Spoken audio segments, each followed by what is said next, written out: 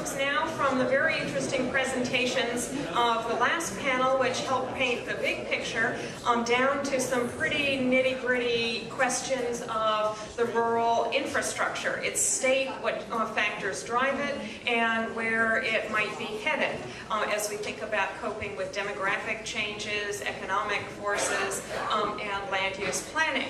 So we have our panelists, three panelists here.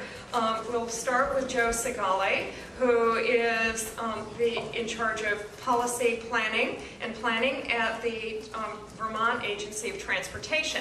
Again, you have more details about the speakers in the handout that you received when you registered. But Joe has been very involved in the transportation policy questions and will bring a very interesting perspective to where we might go in the future. Karen Horn will go second. She's worked extensively on a variety of issues as director of the Vermont League of Cities and Towns Public Policy and Advocacy Program. And she'll be focusing in large part on wastewater questions, but as she just mentioned to me, it's all very interconnected. So we will get her thoughts.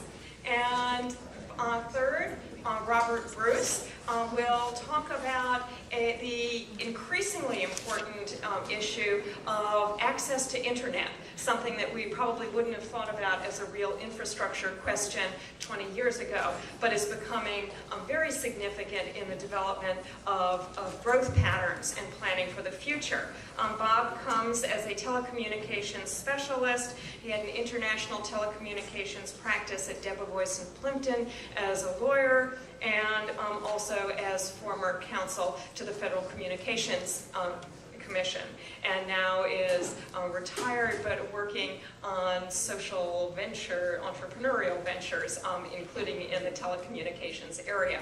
So thank you for coming, and we will start with Joe. And again, hold your questions to the end, but don't lose them. Thank you, everybody. It's great to be here, and I'm going to talk a little bit about demographics and travel characteristics, and so I have some data to talk about, but I'm also going to draw a little bit from my experience being a select board member on a rural small town, and also just about my observations about being in Vermont since 1963. I've been here a long time, and I've seen things change over time. So my presentation is part data, part speculation, part opinion. And I learned a lot listening to Ken, so I hope my demographic analysis is close enough. I'm not sure how accurate it is now from when I learned earlier. But this first slide shows the overall population change in Vermont, and it's kind of zeroing in a little bit, looking at net migration and also changes due to deaths and births. And it's quite interesting. In the 1950s and 1960s, we had a huge net migration out. People were actually leaving the state back then, and it was made up for by a large increase, in births. And then in the 70s through the 90s, there was this constant in-migration, adding to increases in natural births that really drove the population growth and changed Vermont in a lot of ways. And it was really kind of the back to the land movement, and at the same time Vermont marketing the qualities that we have here to offer. The ski industry growing, IBM. Let's not forget about IBM in Chittenden County. Was a huge influence in the growth in that part of the state. One thing I learned this morning is about the definition of rural and what's not rural. And as a transportation planner, I don't actually think in those terms in Vermont because it's all one state. And I think the rural and the small cities and the urban areas, they're all connected, and that's generally how I approach things. And that's why this conference has been good for me. This is the first time I've really focused on and thinking about, what are the rural transportation issues and how can we meet those. But really, in Vermont, the population hasn't changed a whole lot in the last 20 years. And I don't really think this is a great definition about rural and urban in Vermont. It's metropolitan and non-metropolitan. So the green area includes all of our small cities and towns outside of the Chittenden County, Franklin County, officially designated metropolitan area. I think this slide is maybe a little more telling about what's happening with population and dispersion in Vermont. So it's the change in population from 1960 to 2000. And the heavy dark areas show the population of towns that have increased over 5,000. And many times in Vermont, those are towns that start to staff up. They might even have a police officer. I could think of like Heinsberg as a great example, or the town of Richmond in Chittenden County. They start adding more staff. They start feeling, they're still a very small town, but they aren't necessarily purely rural. But you can see how it's spread in the Connecticut River Valley and in the Northeast. The other thing this slide says to me is just the importance of regionalism in Vermont.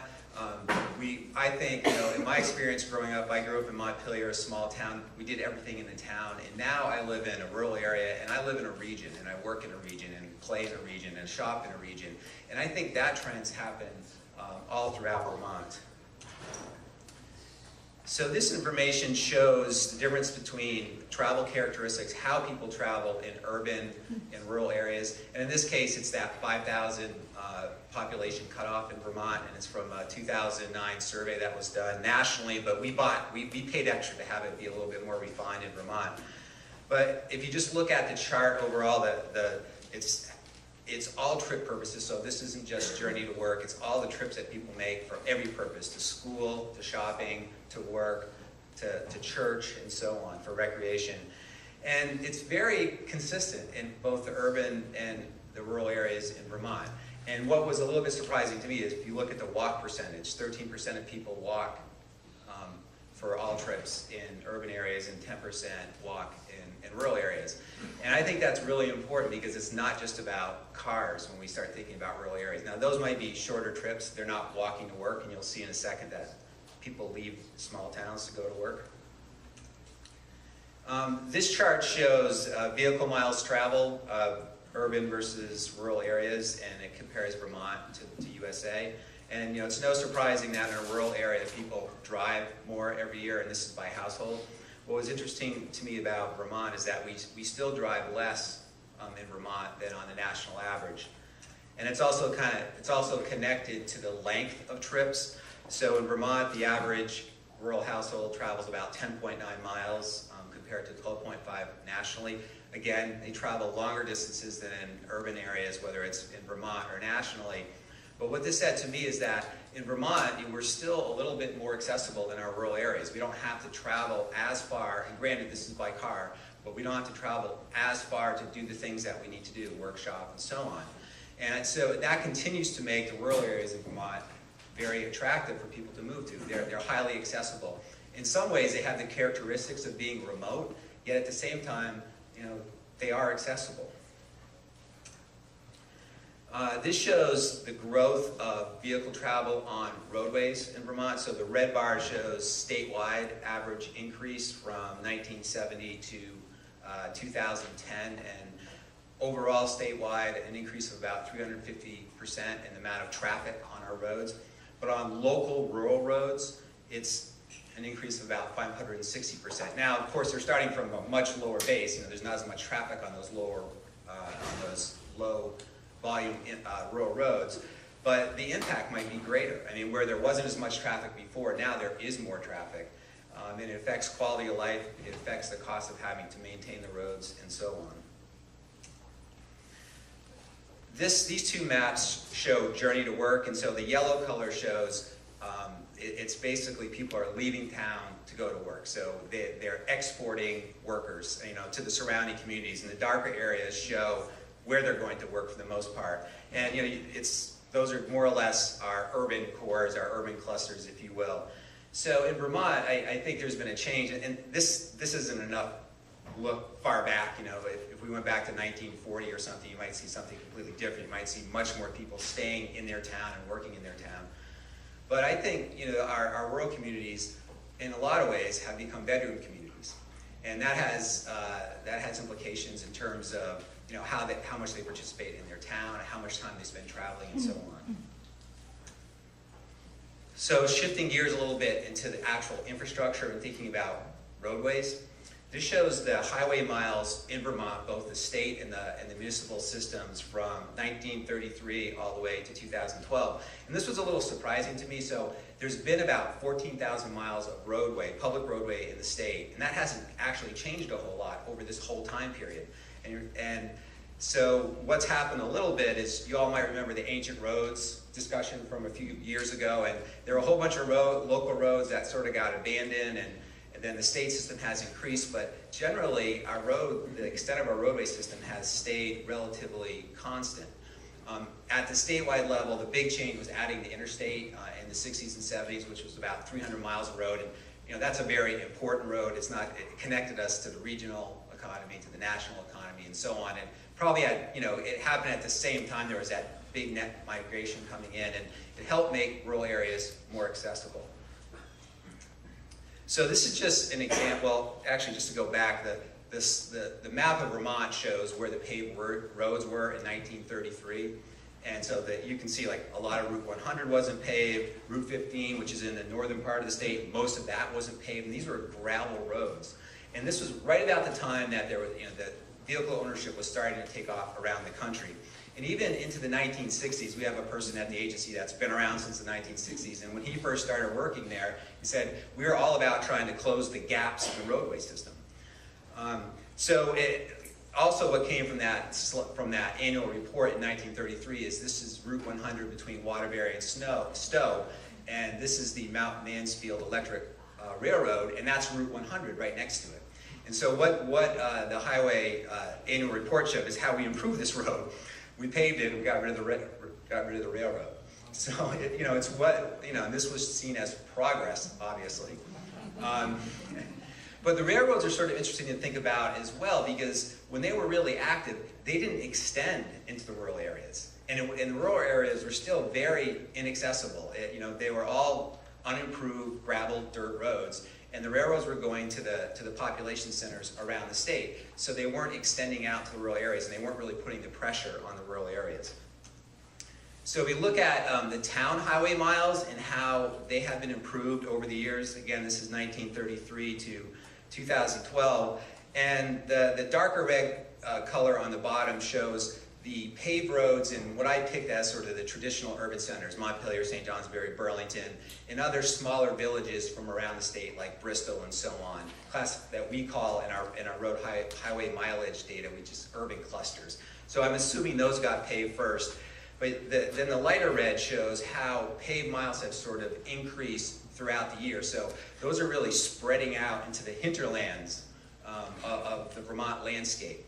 And that's happening in the 1960s to the 1980s. At the same time, there's this population that's moving into the state.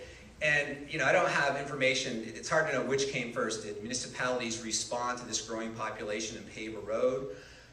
I think, having been on a select board, they don't spend money unless they absolutely have to. So they were probably reacting to pressure to pave roads and grow. So you pave a few more miles of road, now it becomes easier for people to move out a little bit further. You got to pave a few more miles of road and so on. But it seems like that trend has leveled off a little bit, and I think people now value the dirt roads, as we call them. They're really gravel, but the dirt roads around the state, they're iconic, and so now people protect those roads, and they don't want to see them paved anymore. They don't necessarily consider that an improvement. In terms of infrastructure needs, the Agency of Transportation inspects bridges on the town systems that are more than 20 foot in length. And we rate them for structural deficiency, which doesn't mean they're falling in, but it's just a way to kind of track their condition.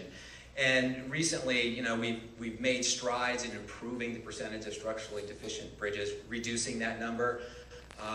But that's been with a big influx of the stimulus funds and other sources of money. And that money's going away, and we're going to be really challenged to kind of keep up with this, and probably the percentage of structurally deficient bridges is going to start going up. What we don't have a great handle on around the state are all the other bridges on the local system, all the other culverts, and what their conditions are, and how much money is really needed to be spent on those. And this is often a real challenge for small rural towns, is the cost of maintaining this infrastructure, and then also planning for it, strategically, and making the right kinds of investments at the right time. One of the sort of hot issues right now, this is a gravel road in Heinsberg, and that's a stone-lined ditch, which may not seem very exciting to you, but it's really important because it's about water quality, and it's about building a road in a durable way. And we recently adopted, we call them codes and standards, and we're asking municipalities to adopt them, and municipalities are sort of pushing back on this. Part of it is they're challenging the technical basis for it, but a big part of it is they're really challenging the cost. How are we going to pay for this? And is this really going to pay off for us in the long run? But we have adopted them, and we're asking municipalities to adopt them, and we're going to keep moving forward on this. Another big issue, and there was last year the symposium focused on resiliency and flooding, so I won't go into that a whole lot, but it's about right-sizing culverts and bridges. This particular culvert is not the best picture in the world, but it's an open-bottom culvert. It's also good for aquatic organism passage. It's sized in a way that doesn't just move water, but moves debris. And so we want to replace this infrastructure over time to meet these sort of standards. Again, this is going to cost more money. And I should say that HC and Natural Resources did a study recently on gravel roads and looking for a funding source for the stone and line ditches and so on. And they were estimating about $10 million a year is what is necessary, which boils down to about $50,000 a year for a municipality. It may not seem like a whole lot, but I can tell you at our town meeting, we debate a lot about spending $50,000. And so that debate would be going on all over the state. So at the center of small town infrastructure needs is the road crew. So right there is in the middle is our road crew in Huntington. There's 4 men. And they're surrounded by everybody in this chart. There's the select board, which is up in the right-hand corner, and the select board themselves are volunteers trying to figure out all these complex issues. The bottom right is town meeting, and it's the pressure from town meeting. How much money are you going to spend? And then there's all the federal and state agencies that are pressuring these guys to do the right thing. And so there's a real need for workforce development and education, but there's also a need for more resources. We're asking them to do more. And I can tell you, our road foreman, we cut his overtime. We said, sorry, we're not paying you for overtime anymore. So he's got a real commitment to doing a great job, and he's under all this pressure. So I think sometimes when we look at all this data and all this information, we forget about the people that are sort of, on the front lines and are at the basis of it all. So thinking about isolation is a big issue in rural areas. Oh, I gotta go really fast. So there's a lot of strategies. This shows our transit network, and there's on-demand. There's a higher percentage of isolated people in rural areas. We have different strategies like volunteer drivers. This is an initiative by baby boomers in my town to account for their eventual demise, and it's building, a facility in the village center that will meet their needs so they can walk to things. Automated self-driving cars for the future. I think this is a huge thing, and it's worth talking about some more, and I think it could address isolation.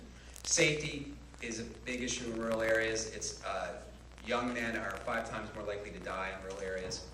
Villages is huge. This is our village center. We have a park and ride. We're dealing with walking issues. We're dealing with safety. We're trying to support the local store. Supporting the rural economy is particularly challenging. And I don't really understand a lot about what agriculture needs from a transportation perspective, what resource extraction needs. I understand more about what ski area needs because we hear about them all the time. But this is a rather large farm in Addison County, so we're not all small, boutique-type farming. There are large operations in the state, and they actually might use several parcels in their town, not just this one location, so they depend on the road network. And to sum it all up, I think it's about sustainable infrastructure and maintenance and doing that in a way that is sustainable financially, about supporting the local people that have to do that, improving safety through partnerships. Addressing safety isn't just about building roadways or making them straighter, it's also about working with law enforcement, education, and so on. Enhancing the connections to rural areas, and it's not just about roadways, it's about thinking about what's the right sort of transit service, putting people in village centers so they're closer to where they need to go, supporting rural economies, and finally enhancing villages. I'm all set. Thanks. Sorry I sped through that at the end.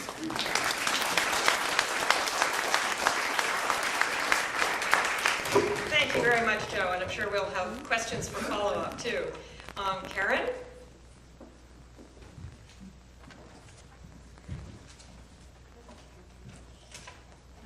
I started to do a PowerPoint, but all I came up with were pictures of mud seasons.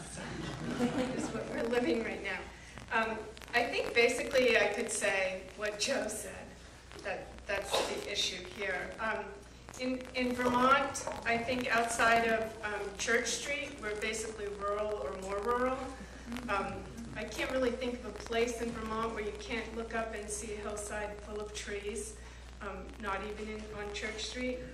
And as my niece, who grew up in Heinsberg, said to me over Easter weekend, "Look out there, Karen, do you see any people? That's why I live in Boston."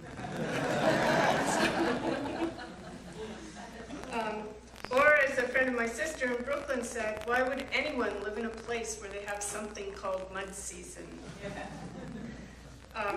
We choose to live here, and I think that for an awful lot of us, we affirmatively choose to live here.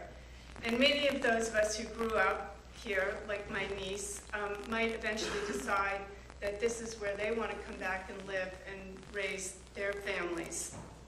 And I think that's true not only in Vermont, but in a lot of remote places all around the country, despite some of the census statistics. I just read a U-Haul survey. It's funny where you can get your statistics. But among the states with 5,000 to 20,000 movers, those must be people who rent trucks, right? Vermont was number one with 16.67% more people moving in than moving out. And that's just in the last year. As was said earlier, all of this is interconnected. Hopefully, when we're here or when our children move back or when you decide to stay, you can make a living here because Vermont is an expensive choice. Salaries lag behind the rest of the nation. Living expenses are high. Vermonters pay 10.3% of their income in state and local taxes, according to the Tax Foundation, which ranks us number 11 in the nation in terms of tax burden. And overall, there aren't a lot of people to support all the kinds of infrastructure costs that we have to deal with.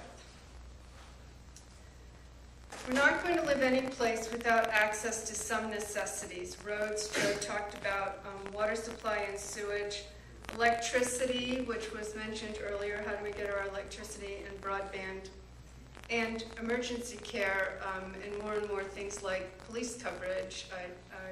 When people come to visit us in Moortown, which is the more rural part of rural, and it occurs to them like, okay, so I go up the ditch, where's the police? Where's the police? And I'm like, oh, they're over there in Middlesex, and they're not coming out here.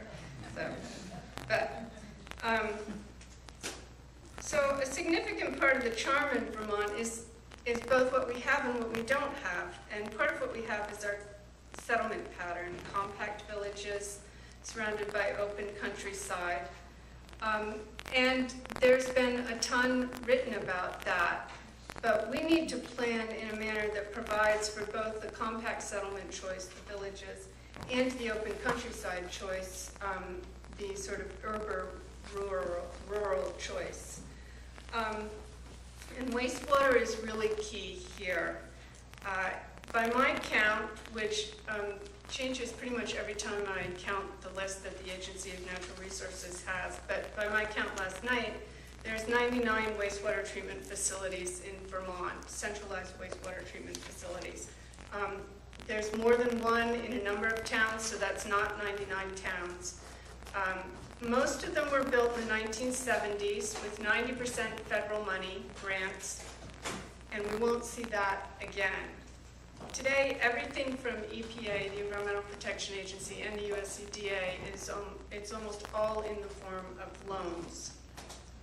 Many of those older wastewater treatment systems need upgrades, they need expansions and retrofits. The Agency of Natural Resources, in the most recent capital budgeting conversation in the State House, estimated that we're going to need $90 million in the next 3 fiscal years to address those needs. And for fiscal year 2014, the House has just appropriated, the House of Representatives in Vermont, has just appropriated $2.6 million in capital bonding to those kinds of projects. So clearly we're not going to get to all the needs. They've also, incidentally, allocated $4.1 million to water supply projects. We have approximately 1,000 public water supply systems in Vermont. a public water supply system being anything that serves more than 15 connections or 25 people. So it doesn't actually have to be publicly owned to be public. None of the wastewater projects that were on the $90 million list from the Agency of Natural Resources were new projects as far as I could see. There are in Vermont a few new projects. I see a number of people in the audience who could speak to them better than I can. They serve very small numbers of people at very high costs and with bonds that are supported largely by user fees, some by taxes, a few by grants, special grants. So I'll just mention a few of those, and they're in small communities. So the town of Pownell has 3,500 population. They built a system for their town, their village center that we've been paying for years. I think it topped out at somewhere around $30 million, way, way, way over the estimates. Cabot built a system, their population's 1,400 people. Shoreham has a population of 1,300 people and built a system for their village in 2001. And then Warren Village, 95 properties, one of the first ones that was authorized to build an alternative design on-site and cluster system at $2 million, and they were fortunate enough to get a $1.5 million EPA grant to help with that. If you are going to build a new treatment system, now might be the time. Municipal bond rates are low, they're between 2 and 3%, and the federal government has not yet started taxing municipal bonds, which they are probably going to do, because the one thing that seems that Washington can agree on between the President and Congress is that municipal bonds should be taxed. There are a number of new technologies out there and villages that would benefit from centralized or alternative wastewater treatment systems. Moortown Village, where I live, is certainly one of those places. But you're going to have to build a really, really good case for getting it done because of the dollars involved and because all of your residents are eligible to vote on the bond. So you need to make the case for why it's needed. You need to be clear about how much it's going to cost and who's going to pay and what are the alternatives. So none of these are easy lifts, and I think that's why to date we haven't seen a lot of new wastewater systems, and I really don't hold out a lot of hope for new systems because they're not something that can be supported solely by the few users at the local level. So I guess that begs the next question, what do we do? Thank you. I hope we will be able to address during the question period. But meanwhile, the internet. Bob?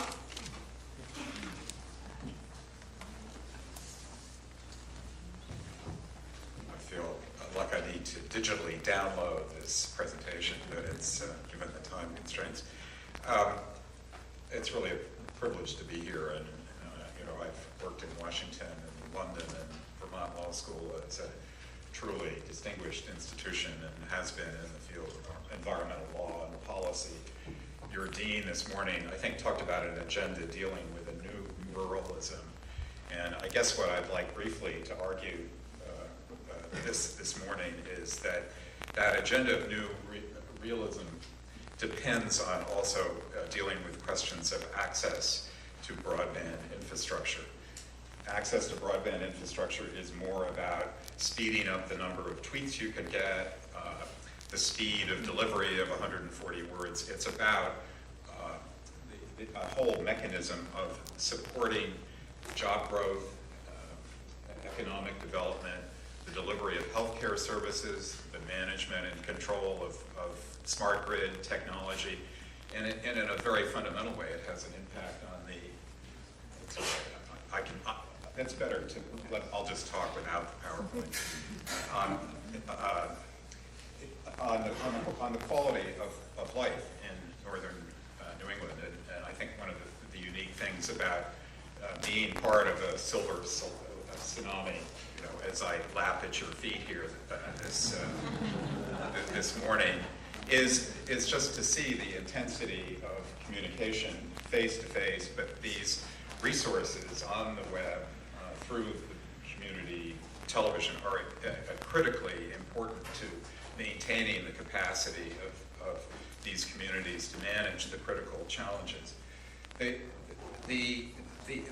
rural areas face an incredible problem with regard to the rural infrastructure.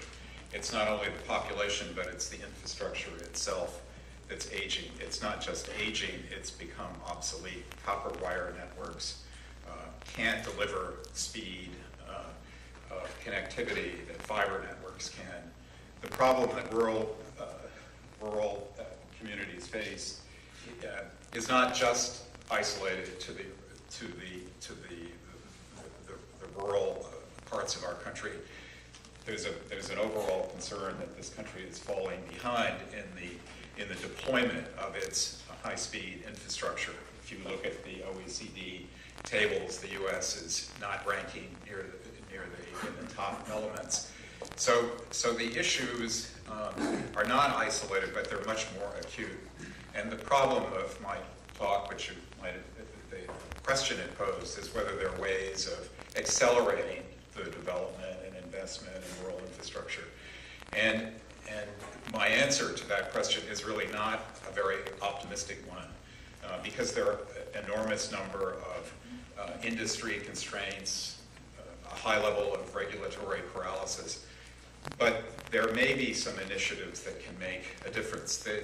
The structural problems is that the days of Ma Bell, I was involved in the early stages of divestiture of AT&T. The old telephone industry has died. It's gone. AT&T and Verizon, which were piece parts of the old Ma Bell, are now wireless telephone companies. And the primary providers in most of the country of voice and internet and television services are cable television companies, cable television providers who are geographic monopolies. And those companies are settled in urban areas. They're not expanding. Comcast and others have presence in Vermont, New Hampshire, but they're not going to expand their infrastructure.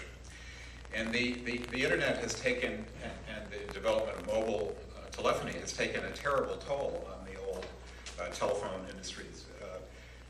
Verizon sold its New England fixed assets to a company called Fairpoint, which has emerged from bankruptcy. It's back on its feet, but the real question is whether a company like Fairpoint is ultimately going to be an engine of growth of that development of infrastructure, or whether it's going to be a break, simply because it doesn't have the capital resources to invest in a new level of infrastructure. So the question is, how we're going to get there.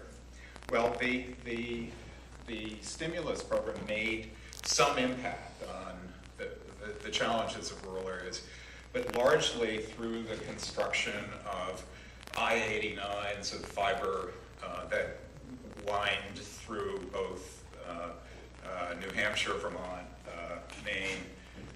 But most of that fiber is not connected to residential areas. It's connected, the idea was to connect it with community anchor institutions.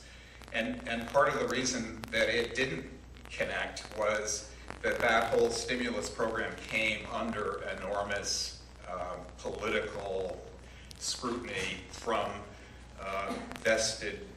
the established stakeholders in the communication sector, who were not anxious to see public financing coming in, potentially, they argued, to overbuild already served areas. Well, the whole notion of whether an area was served by infrastructure was the touchstone of where money flowed in the stimulus program.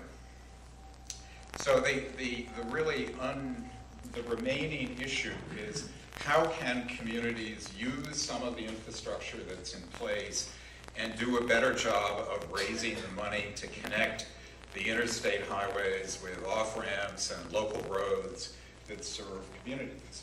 And I think this is a challenge, not just of traditional entrepreneurship, but as Professor Mill mentioned, it's one of social enterprise, looking innovatively at the way that we can get public and private stakeholders to work together to provide critical infrastructure. And I think there are a couple of models that are interesting to look at, and I'll just highlight those briefly. One is an effort in New Hampshire. It's called New Hampshire Fast Roads, and it was an entity created to receive some stimulus funding. It's a subsidiary of an established regional economic development group called Monadnock Economic Development Corporation. And the concept was for fast roads to build infrastructure on a wholesale basis and make it available to any service provider who might want to use it. The problem is that many of the established players in the communications sector are not necessarily ready to step up and to rely on that backbone infrastructure. The other initiative I think that all of you may be somewhat aware of here in Vermont is called EC Fiber. I was involved in the early stages of getting it underway, and it was a fascinating process by which local towns joined together, focused on the problem of bringing in new investment in fiber infrastructure, and the incubator role was played by a nonprofit group called ValleyNet, which had been involved in getting dial-up internet into these communities in the early stages of the internet.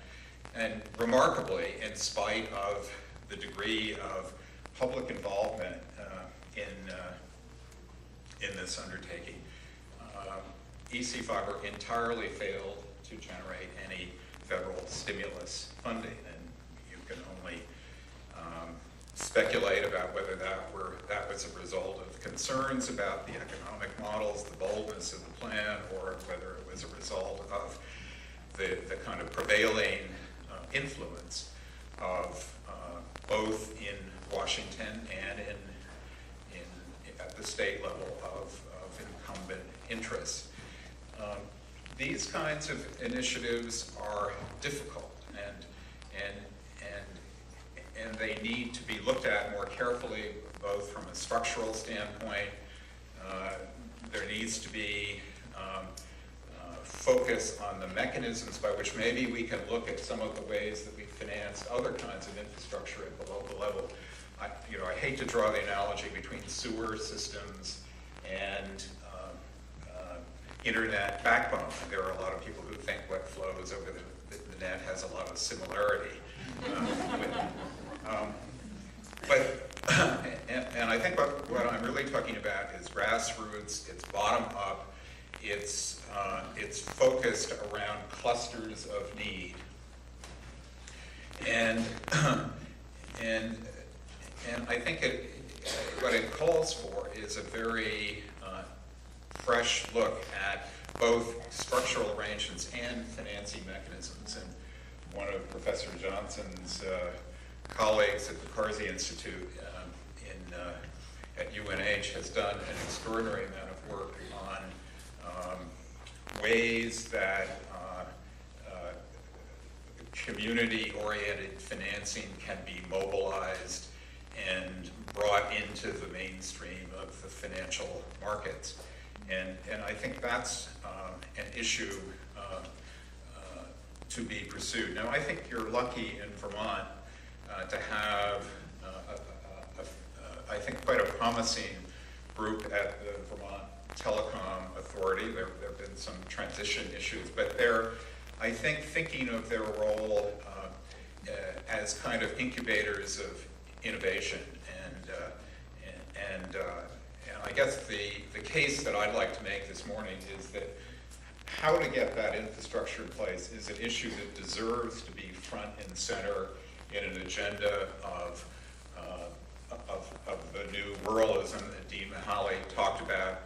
The problems are very complicated, and I think there are structural, institutional changes that need to be made in the way in which we think about infrastructure finance. It is regrettable to say, but even at the state level, the impact of stakeholder interest is very heavy. It's a very heavy hand on the process of innovation. And part of what it's going to take is a new awareness at the community level on the part of citizens about how important this infrastructure is. And I was very taken by the morning presentation about this demographic wave. It was described as a perfect storm. And indeed, what these regions will be experiencing is a movement of population of people who have expectations of access to high-speed connectivity, and the opportunity for this region are to bring more people who have skills, entrepreneurial base, who can bring innovation and jobs to the community. So I think the key argument is to stop thinking about the role of people who are dealing with telecom infrastructure as people who are regulating knife fights between Fairpoint and Comcast and Verizon, and start thinking about infrastructure as a matter of community development concern, and to get the center of expertise in dealing with financing infrastructure out of entities in which private stakeholder interests have a heavy hand, and it's much worse in New Hampshire than it is in Vermont, and get those issues front and center and debated with an eye to how we can bring a kind of new energy to what I guess what I would call community capitalism, which doesn't mean that Vermont is taking another step in direction of Danish socialism or whatever is practiced here. In any event, there is a PowerPoint. It was virtual, and behind the PowerPoint there is a longer background paper which may or may not see the light of day, but I think there's enormous complexity to dealing with these issues, and I hope, if nothing else, this little talk stimulates some of the students here to take these as issues, not as of interest with the idea that you end up being staff attorneys at the FCC, but that you become entrepreneurially minded citizens and activists who can bring your creativity and energy to improving the quality of life in these wonderful places of northern New England. Thank you very much.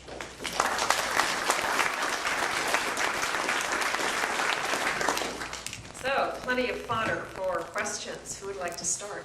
Yes, sir. I'd like to ask Joe a question. In our community, which is a mountain community, we're already had the Conservation Commission come and give us a couple of meetings and outline the river corridor needs and the culvert needs, and it seems like just about every single culvert in our municipality needs to be enlarged. But if there isn't some kind of connection or coordination with enlarging the river corridor along with these culverts, it would seem to me that just putting in the larger culverts prior to attending to the river corridor, you're going to increase the velocity of the floodwater, which would, it seems to me, cause more damage downstream. we've been having lots of discussions, as you can imagine, over the last year and a half about how to address this challenge in a more systematic way that looks at both land use, I think is kind of what you're getting at, as well as, you know, infrastructure sizing. And I think that we need to focus on where the high priorities are, because land use change is really slow. And I think, you know, because of private property rights, it's going to be really difficult to totally protect river corridors from future development, and, you know, almost impossible to remove the developments that's there.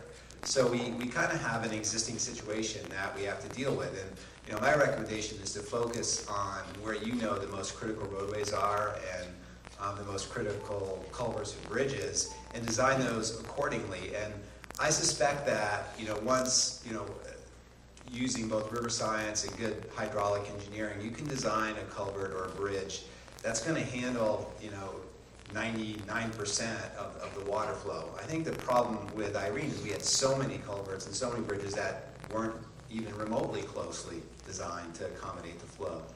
And even what we learned is our newer structures, at least on the state system, did pretty well. You know, so our design standards, I think, are pretty good. They can get better, but that's my recommendation: is prioritize and invest where it makes sense. Questions? Yes, sir.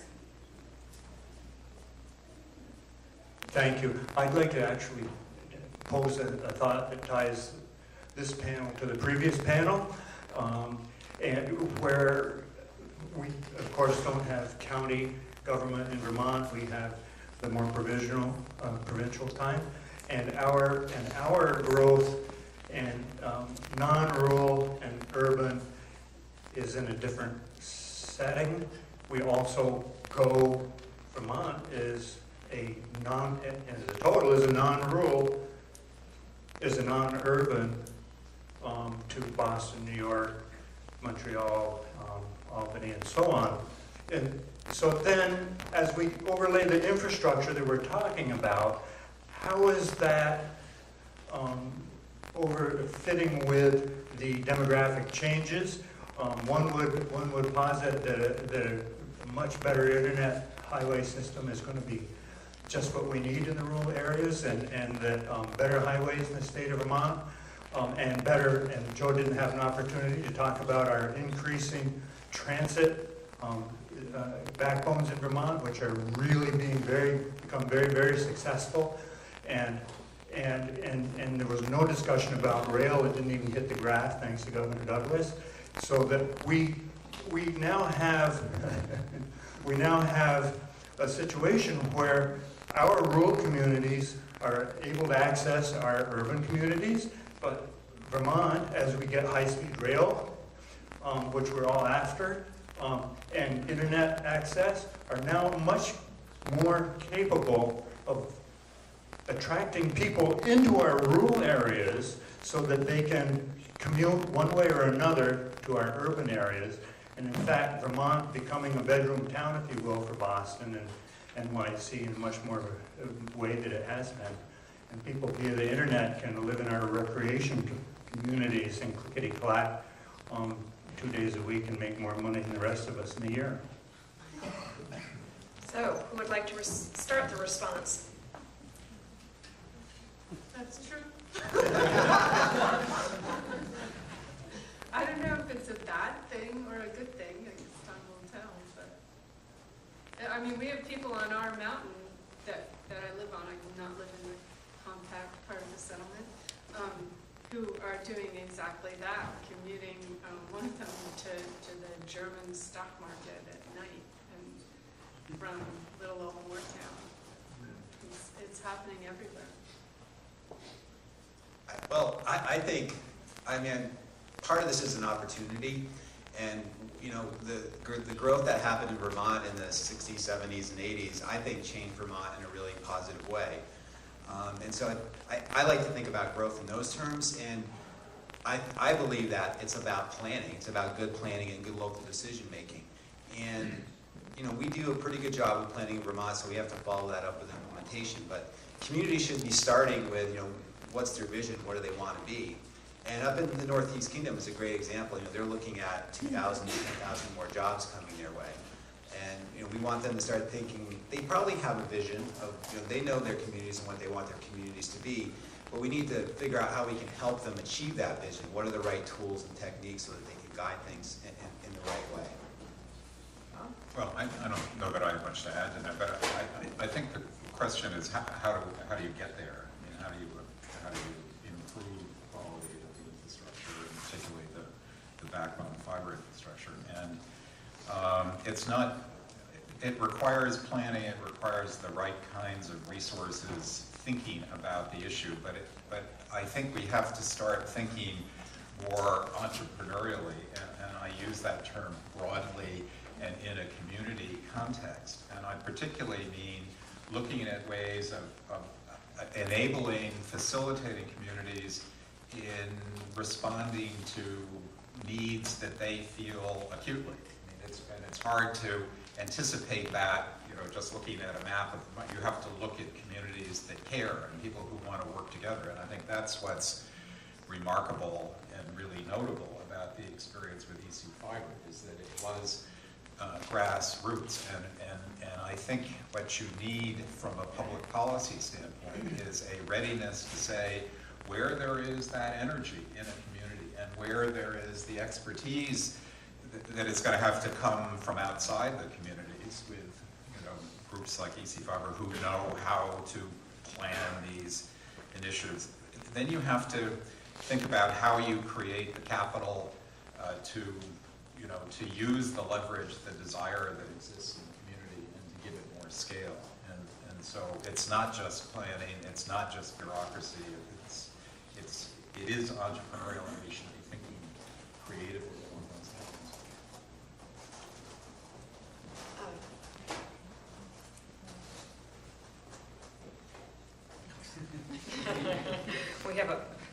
We have the next question lined up. You're next, Evan. Yeah, standing up here. My question's for Joe. I was wondering if you could speak to if there's any plans to incorporate any green infrastructure, possibly in rural communities, to kind of, as a way to combat costs in the future. Well, is there any plans? No. But as we talk more about resiliency, we have been talking about it as a strategy to help communities build stronger for the future.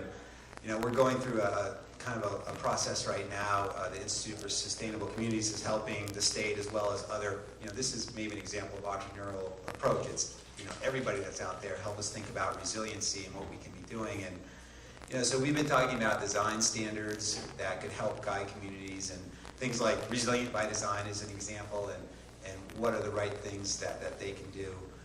I think the challenge, as just was pointed out, is how to pay for it, and I don't have a great solution for that. We just went through right now in the legislature, maybe today, our gas tax proposal is going to get approved and move forward, but it was really tough. Even when we can make a pretty strong case that we needed to maintain roads and bridges, it's a really difficult case to make, and you have to be very convincing. So we have to be able to show the return on investment for something like green infrastructure, and that it makes sense. Maybe there's partnerships with developers as they build developments so that they can incorporate it in a way so that they're absorbing the shock when we get more severe weather events. And I do think, just to follow up on that, I think that, well, firstly, planning is still owned at the municipal level, so it's your folks who sit on the select boards and the planning commissions who put those, sort of draw the picture of what their town's going to look like. And then it sort of depends who comes to take advantage of those proposals. But I think one area where you're seeing a lot of green infrastructure and entrepreneurial ship, or whatever it is around renewable energy. And we'll leave aside wind for right now because I don't want to talk about wind.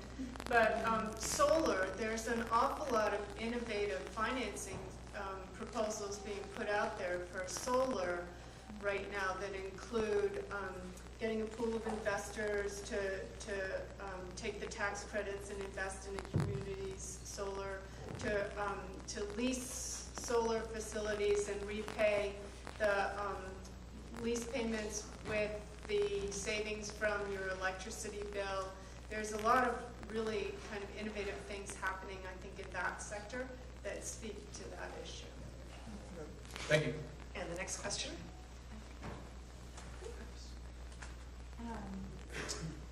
Thanks. My question is for Joe and Karen. I was wondering if you could speak to any communities that are sort of engaging in more grassroots, local-based creative solutions in terms of managing road costs and specifically maybe reducing the number of roads, bringing development more back into sort of compact village centers, downtowns. One thing that I was thinking about as you were speaking was the fact that eminent domain historically has been used to pave the way for infrastructure, for a lot of the roads that were built. Are there any towns that have considered that option in terms of reducing the numbers in outer lying areas and incentivizing people to come closer? Likewise, conservation easements or land swaps. Any example? There are a couple of things that come to mind. And firstly, of course, if you ever propose closing a road, you will immediately know who lives at the end of it. But there was a proposal, I don't know if it was exactly a proposal, a few years ago for this strategic disinvestment, which essentially means letting it go, just letting the road go. But, our traditional patterns of development have been pretty dispersed. There are people in all the hollows in Vermont, and you really can't abandon them. So you can make it more attractive in the villages. You can try to build up the amenities, encourage people to come into the villages. I think our grain population is more interested in living in the villages. But you can't say, and we had this very fight after Irene in Moortown. There's a public road that goes to one house, the bridge washed out, the town owns the bridge, and there was a huge fuss about whether we were going to throw up that road or replace the bridge at town expense. And if we threw up the road, that's when you say you're not going to own the road anymore. If we threw up the road, then the people who live over that bridge would have to pay for putting up the bridge or abandon their property, essentially, because there would be no use of it left. So those are really, really tough questions. And have you seen communities where they've instituted any sort of system of, for instance, buyouts? We think a lot about buyouts in terms of river corridors right now. But so not inviting, but actually offering monetary compensation, so through a voluntary agreement. Well, there are a lot of towns that's their cash lying around, but there have been buyouts in the wake of Irene, with the assistance of the hazard mitigation grants from FEMA. And I think in terms of residences, there are about 100 that have been, that have been sent down to FEMA. I'll just give you a really sad statistic, but 7 of them have been approved since Irene, which was 2 years ago. But the other ones are still in FEMA land. So there have been those kinds of issues, but to buy somebody out is an expensive proposition as well. I'll just add to that a little bit. I think in terms of smart growth and the buyout concept is really about land conservation. And there's going to be a speaker later that's going to talk about that, and there's talks about that later on. But that's when I think about discouraging people from moving out, outside of traditional centers. That's a really important strategy. I can't really think of any specific towns, but at the Vermont Agency of Transportation, we're very interested in smart growth, and right now we have a study that's going on. It's a project with Smart Growth America that we're looking at. What are the strategies that we can do as a state agency to support the state's land use goals of compact mixed-use development surrounded by open countryside? And it's things like even permit reform a little bit, like we focus a lot on congestion, and congestion is a barrier to development happening where we want it to happen. And Now, how important is congestion really? So we're looking at things like changing our standards of how we review projects in certain areas as incentives, and investing more in walking and biking type facilities where it can do the most good. And so I think there's a whole lot we can do at the statewide level to continue to encourage the settlement pattern that we want. Just a brief comment. I mean, maybe there's some concept of a magnet asset, a capability that is built into smart communities, and you can't build advanced infrastructure into all the last hollow, but if you create clusters for innovation, you may bring people together who want to live in a different style, and so again, I would argue for thinking about infrastructure as a critical complementary part of an overall approach to rural development. Which also ties back into Karen's presentation about the wastewater facilities and the ability of the communities to be able to sustain the more clustered development. Yes, sir. Perfect lead into the question I had. Karen, the limitations, you did a great job of identifying the challenges related to wastewater capacity, which is, in my opinion, the largest impediment to have the type of growth that Joe just talked about, which is the state policy of compact settlement. One attempt to address that, the town of Waitsfield, population 1,800, in its village, we had an attempt to have a centralized wastewater system at multiple millions of dollars and cost hundreds of thousands of dollars to plan, and it didn't move forward on town meeting day back in 2008. So as a result, we've developed a program a loan program, a community wastewater loan program for clustered decentralized systems as a way to address the need. But the needs are two-part. The needs are existing failed systems and failing systems. And then the second is looking at future growth. And while that system, or this program, which isn't online yet, we have our first pilot project we're working on this year, does a fairly good job of providing funding access for those that have need. There is no real incentive for future growth. There's no, the municipality is not a partner in buying up capacity. So that's one attempt to address some of the issue, but when we talk about infrastructure, when we talk about growth, when we talk about migration of people potentially related to climate change, figuring that out, I think, is really key. Well, Mad River Valley, Joshua, does some of the most innovative work around these issues in the state. You did manage to get a water system through, not without a whole lot of fighting, but they are building the water system now. It seems like you'll be building it forever, but whatever. But they've done some really good things there. Yes? A whole lot of things are going through my head right now because we had these conversations working with rural communities in New Hampshire. One community, about 340 people, say the principal barrier to their economic development is the lack of access to broadband internet. On the other side of it, I sit in a city council meeting where the city councilors are decrying the Fast Roads program because it's going to somehow cause damage to the private telecommunication companies also trying to build infrastructure. And then there's another rural community who wants to build that village center for their aging population, but they have that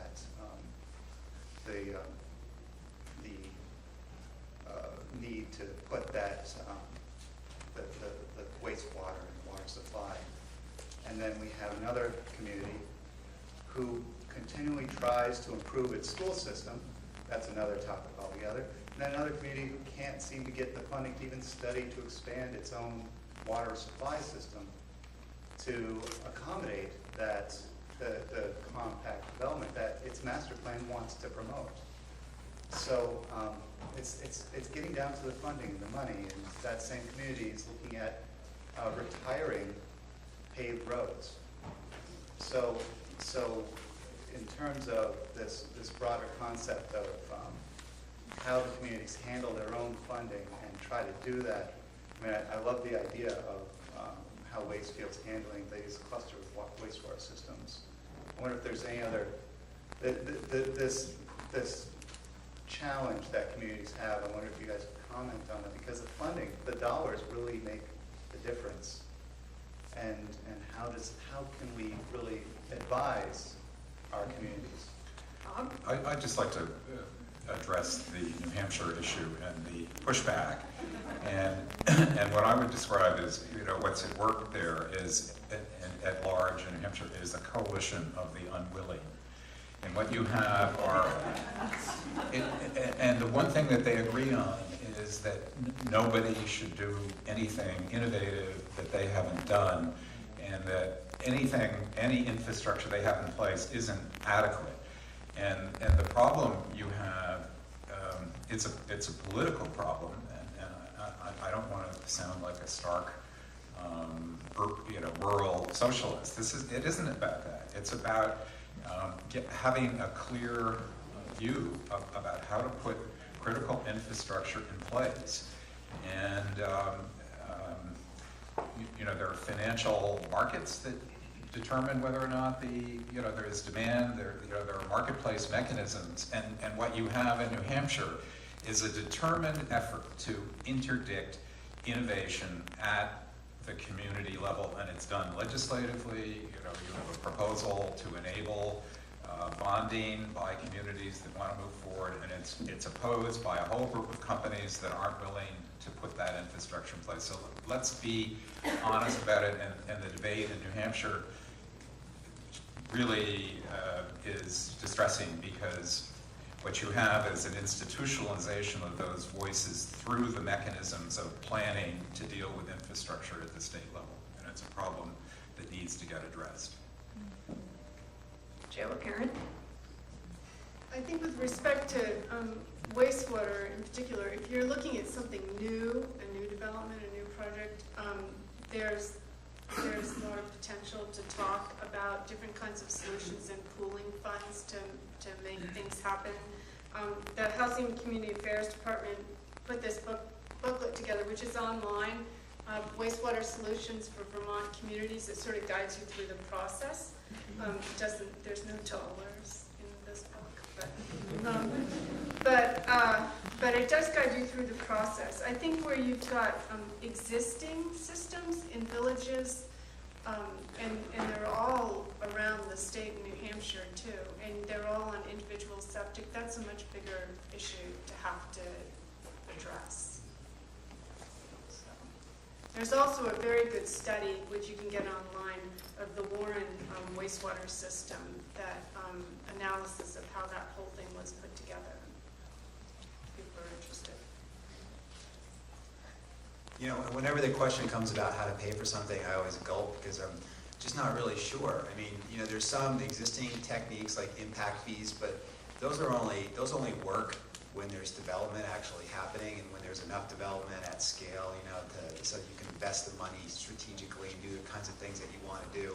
And we can raise taxes in different ways, and the money can only come from one place at the end of the day. And I think that we have to be able to demonstrate what the benefits are, and what the quality of life benefits are, but probably also the economic benefits. So if you're going to invest in a village, what's the return on that investment? And I think we do a great job of that. So I don't have an answer, but I think that's how we have to start making the case. So I'll just exercise my prerogative as chair to pose a question, which you don't have to answer because we're on schedule for lunch. But since this is a law school and we spend a lot of our time thinking about what should the law do that it doesn't currently do, and what research do we need to do in order to figure out what the law should do, I would be interested in, from each one of your perspectives, on if you were the client, what's the one thing that you think the law should do that it's not doing, or that we need to research more?